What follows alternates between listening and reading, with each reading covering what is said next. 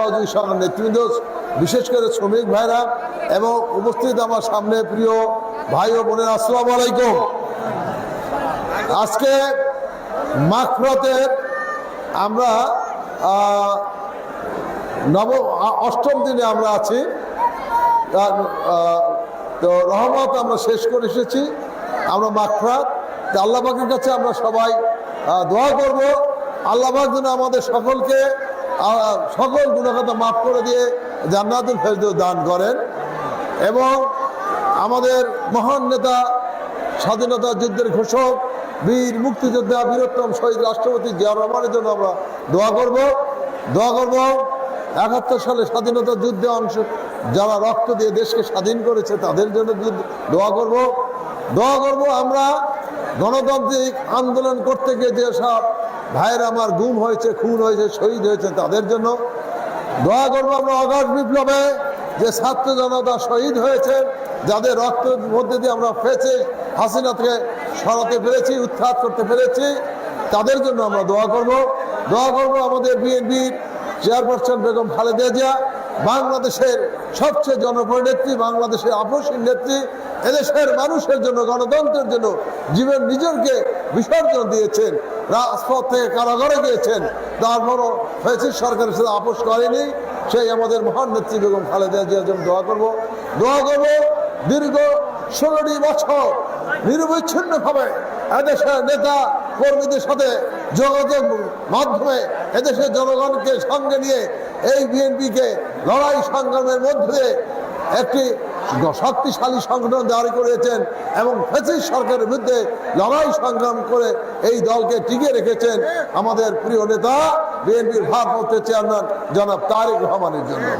আমরা দোয়া করব আমাদের প্রিয় ভাই শহীদ রাষ্ট্রপতি জিয়াউর রহমান এবং দেশনেত্রী বেগম খালেদা জিয়ার সুযোগ্য কনিষ্ঠ পুত্র মরহুম আরাফাত রহমান কোকোর জন্য দোয়া করব। আমরা এখানে যারা আছি সবার জন্য দোয়া করব।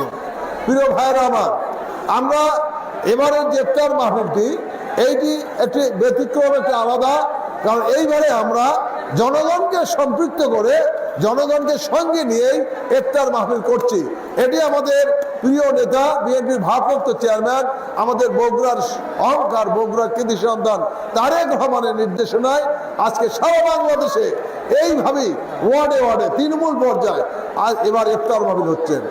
অর্থাৎ এই বিএনপি বাংলাদেশের সবচেয়ে জনপ্রিয় দল, এই বিএনপিকে টিকিয়ে রেখেছে এদেশের তৃণমূল পর্যায়ের মানুষ, এদেশের তৃণমূল পর্যায়ের নেতা কর্মীরা টিকিয়ে রেখেছে। এই জন্য তারেক রহমান বলেছে এদেশের এই সাধারণ মানুষদেরকে সঙ্গে নিয়ে আপনারা বিভিন্ন ওয়ার্ডে ওয়ার্ডে ইউনিয়নের ইফতার করবেন। নেতা কর্মীর ইফতার দরকার নাই, সাধারণ মানুষদেরকে সঙ্গে নিয়ে আমরা ইফতার করব। এবং সেই জন্যই এবার প্রত্যেকটি জায়গাতে এইভাবে জনগণকে সঙ্গে নিয়ে আমরা ইফতার করছি। আপনারা দোয়া করবেন, আমরা আপনাদের পাশে যেন থাকতে পারি। আমরা দীর্ঘ 18 বছর লড়াই সংগ্রাম করেছি, ফ্যাসিস্ট সরকারের বিরুদ্ধে লড়াই করেছি, সংগ্রাম করেছি। কি জন্য করেছি? এদেশের জনগণের মালিকানা জনগণের কাছে ফিরিয়ে দেওয়ার জন্য আমরা লড়াই করেছি। আমরা একটি নিরপেক্ষ, অবাধ, সুষ্ঠু নির্বাচনের জন্য আমরা লড়াই করেছি। আমরা লড়াই করেছি গণতন্ত্রকে প্রতিষ্ঠিত করার জন্য, আমরা লড়াই করেছি। আমরা আইনের শাসনকে প্রতিষ্ঠিত করার জন্য আমরা লড়াই করেছি। আমরা লড়াই করেছি বাংলাদেশের স্বাধীনতা সার্বভৌমত্বের জন্য, রক্ষা লড়াইয়ের জন্য আমরা লড়াই করেছি। প্রিয় বন্ধুরা আমার, তাই আমরা বলতে চাই আজকে লড়াই আমাদের শেষ হয় নাই। আমরা ফ্যাসিস্ট সরকারকে আমরা বিতাড়িত করেছি ঠিকই, কিন্তু লড়াই এখনো বাকি রয়েছে। যতক্ষণ না পর্যন্ত এদেশের মানুষের গণতন্ত্র ফিরিয়ে না দিতে পারবো, এদেশের মানুষের ভোটের অধিকার ফিরিয়ে না দিতে পারবো, ততক্ষণ পর্যন্ত আমরা রাজপথে থাকবো এবং এদেশের জনগণকে সঙ্গে নিয়ে আমরা লড়াই করে যাব। প্রিয় বন্ধু আমার, আজকে অন্তর্বর্তীকালীন সরকারকে আমরা বলতে চাই, এই অন্তর্বর্তীকালীন সরকারকে আমরা সমর্থন দিয়েছি, আমরা সহযোগিতা করছি। আমরা এই সরকারকে সহযোগিতা করতে চাই এবং বলতে চাই সংস্কারের নামে তাল বাহানা করে সময় আর ক্ষেপণ করবেন না। অবিলম্বে এদেশে মানুষকে ভোট দেওয়ার সুযোগ দেন, এদেশের মানুষকে ভোট দিয়ে এদেশের মানুষের ভোটের মধ্য দিয়ে যারা ক্ষমতায় আসবে তাদের হাতে ক্ষমতা ছেড়ে দিয়ে আপনারা বিদায় নেন। আজকে দেশের আইন শৃঙ্খলা অবস্থা ভালো না, আজকে দেশে দ্রব্যমূল্য দিন দিন বৃদ্ধি পাচ্ছে, আজকে প্রশাসনের কাজ করছে না, পুলিশ প্রশাসন কাজ করছে না। আজকে একটি নির্বাচিত সরকার ছাড়া এটি এই অবস্থা থেকে উত্তরণ করা সম্ভব নয়। কাজে আমরা চাই অবিলম্বে দ্রুত নির্বাচনের ব্যবস্থা করে আপনারা একটি জনগণের সরকারের হাতে ক্ষমতা ফিরিয়ে দেন। আর প্রিয় বন্ধুরা, আমরা বলতে চাই ইনশাআল্লাহ আগামীতে নির্বাচন হবে। এই নির্বাচনে বগুড়ার মানুষ, আমরা যারা রয়েছে শহীদ রাষ্ট্রপতি জিয়া রহমানের মানুষ, এই তারেক রহমানের জেলা বগুড়ায় বিএনপিকে আরো সুসংগঠিত করতে হবে, আরো শক্তিশালী করতে হবে। এখন থেকে আমার মা বোনরা, ভাইয়েরা প্রত্যেকে ঘরে ঘরে যাবেন, প্রত্যেকে যে ধান শিশুর কথা বলবেন, খালেদা জিয়ার কথা বলবেন, তারেক রহমানের কথা বলবেন। বগুড়ায় বিএনপি ধানের শীষ ছাড়া অন্য কোনো কথা হবে না। বগুড়ায় ধানের শীষ বিএনপি ছাড়া অন্য কোনো কথা হবে না। প্রিয় ভাইরা আমার, কিছু কিছু দল ধর্মের দোহাই দিয়ে, ইসলামের দোহাই দিয়ে ভেস্তের কথা বলে আমাদেরকে বিভ্রান্ত করতে চায়। এদের এই বিভ্রান্ত হবেন না, এদের ফাঁদে পা দেবেন না। এরা সবসময় এদেশের জনগণের সাথে প্রতারণা করে, এদেশের জনগণের সাথে মুনাফিকি করে।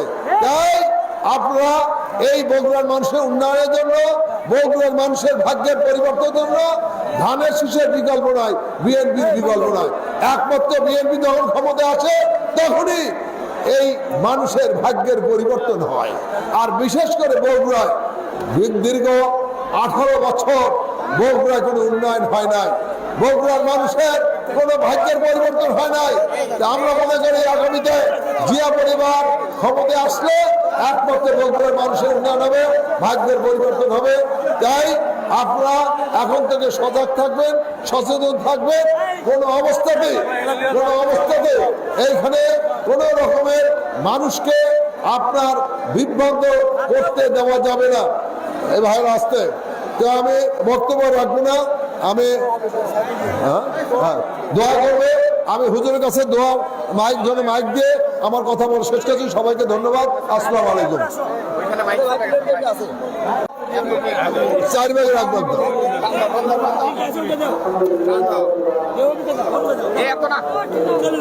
এটা কি দিচ্ছে? ভালো